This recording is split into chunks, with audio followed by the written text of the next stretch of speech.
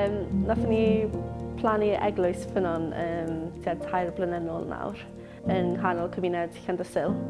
A un o'r pethau ni wedi dechrau fel eglwys yw fi a merch arall o'r eglwys yn cyfarfod gyda merched ifanc y pentre bob wythnos. Ni wedi galw fe y lle yn daioni achos ni'n edrych i adladu cymuned gyda'r merched ifanc bod yn lle ble maen nhw'n adeiladu gilydd lan yn lle beth sy'n digwydd yn aml gyda criwiau merched gwahanol ble maen nhw'n tynnu gilydd lawr. Ni eisiau bod yn pobl sy'n gwrando arnyn nhw a wedyn ni'n gwneud pethau creadigol gyda nhw. So ni'n gwneud daioni bob wythnos a mae hwnna'n grêt. Rhywbeth arall ni wedi dechrau ydy ffrindiau ffynnon. Yn symud i Llandysul o'n i'n gweld bod na prinder o llefydd cymunedol ble mae pobl yn gallu cyfarfod. So mae yna un caffi yna nawr, ond yn ystod y dydd pobl sydd gyda plant bach. Does na ddim lot o lefydd i mynd, rili. Chi'n gofio mynd i cyfyrddin. So o'n i'n keen i darparu lle, achos bod hwn yn lle mor dda, i darparu lle ble mae mamau, tadau, gofalwyr yn gallu dod gyda plant bach. A ni'n cael brecwast neis gyda'n gilydd a coffi a cyfle eto i gwrando ar pobl, cael sgwrs, cefnogi pobl a cyfle i gweld pobl yn ystod yr wythnos sy'n anodd gyda plant bach. So dyna ni'n gwneud gyda ffrindiau ffynnon.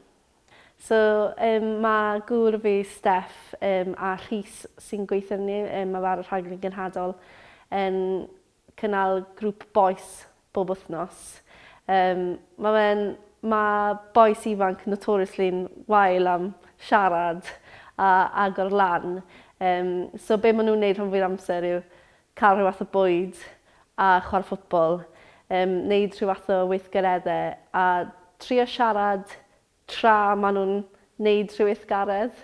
A hefyd dod rownd y Beibl ar y diwedd, cyfle i rhannu gyda'i gilydd o be maen nhw'n darllen yn y Beibl.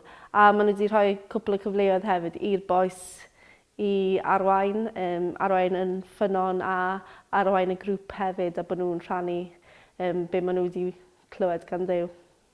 Mae gyda ni pethau exciting ar y gweill. Ni eisiau agor yr adeilad lan mwy i'r cymuned, yn enwedig ar ôl Covid.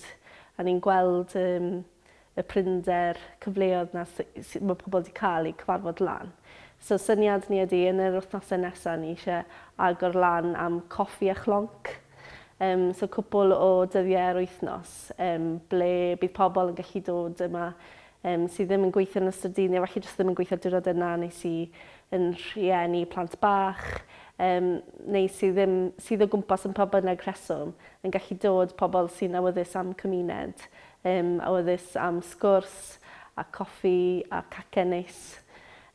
So ni'n dechrau coffi a chlonc i rhoi lle i pobl dod a cael cymuned.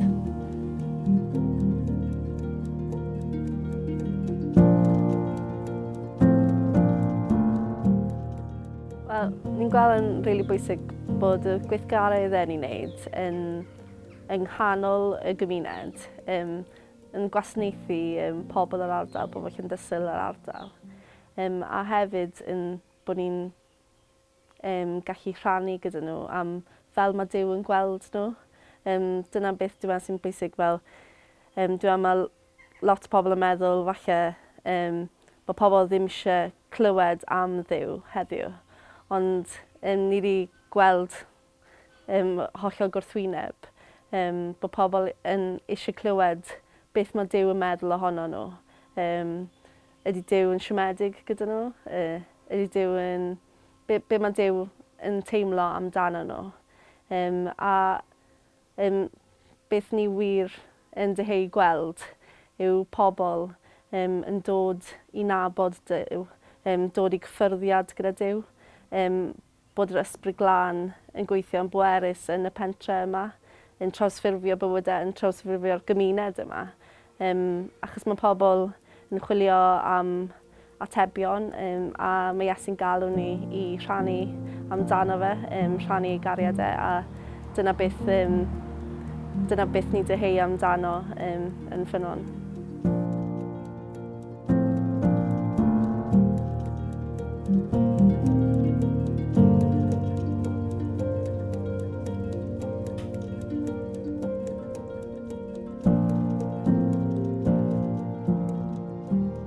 Be bydde fi'n dweud i eglwysi arall yng Nghymru yw, nath Iesu dweud bod y cyneuaf yn un fawr, bod pobl yn eich cymunedau chi yn barod i glywed am Iesu, a bod yna angen yn cymunedau ni yng Nghymru am spaces fel adeiladau ble mae pobl yn gallu cyfarfod, cael cymuned. A hefyd am y cymuned yna, am pobl i wrando arnyn nhw a pobl i rhannu gyda nhw am fel mae Duw yn gweld nhw. A ie, os chi'n ystyried dechrau rhywbeth newydd, i gamu mas mewn ffydd, achos mae Iesu'n addo bydd yna o'n blaenau ni, bydd yna gyda ni, bydd fe sy'n neud y gwaith yn colonnau pobl, mae fe sy'n trawsffurfio bywyd. Dwi ddim yn gofyn i ni trawsffurfio bywydau, ond mae fe sy'n neud y gwaith yna.